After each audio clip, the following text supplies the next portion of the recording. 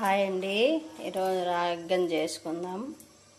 రాగి గంజి ఎలా చేసుకోవాలి? రాగి పిండి, బెల్లం, పాలు, వాటర్ పొయ్యి మీద పెట్టుకొని వేడి చేసుకోవాలి. ఇంకో గిన్నెలో వాటర్ వేసుకొని రాగి పిండి వేసుకోవాలి. డైరెక్ట్ వేసుకుంటే వేడి నీళ్ళలో ఉంటలు కడుతుంది.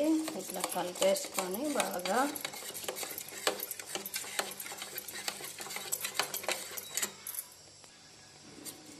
ఇలా నీళ్ళల్లో కలుపుకోవాలండి, బాగా ఉంటలు లేకుండా. వాటర్ వేడయ్యాయి, బెల్లం వేసుకుందాం. మీకు కావాలంటే ఎక్కడైనా వేసుకోవచ్చు, కానీ బెల్లమే మంచిది, బాగుంటుంది. ఈ బెల్లం అంతా కరగాలండి. దీనికి ఎక్కువ వాటర్ పడతాయి, కొంచెమే రాగి పిండి.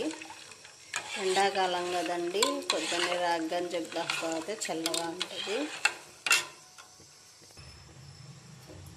ఇప్పుడు కరిగిందండి బెల్లము. ఇప్పుడు దీంట్లో రాగి పిండి కలుపుకున్నాం కదా,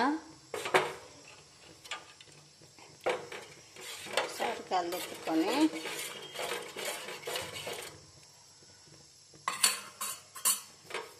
వేసుకోవాలండి. దీంట్లో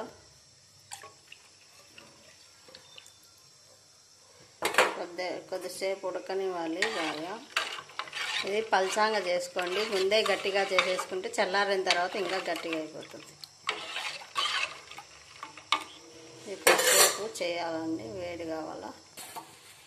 చూడండి, కొద్దిసేపు ఉడికిపోతాను, చిక్కగా అయిపోయింది. అన్ని వాటర్ వేసినా కూడా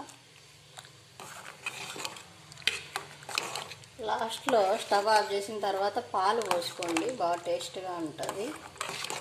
పాలు లేకుండా అయినా తాగొచ్చు. ఇది చల్లారిన తర్వాత తాగితేనే బాగుంటుందండి. చల్లగా అయిన తర్వాత చల్లగా ఎండాకాలంలో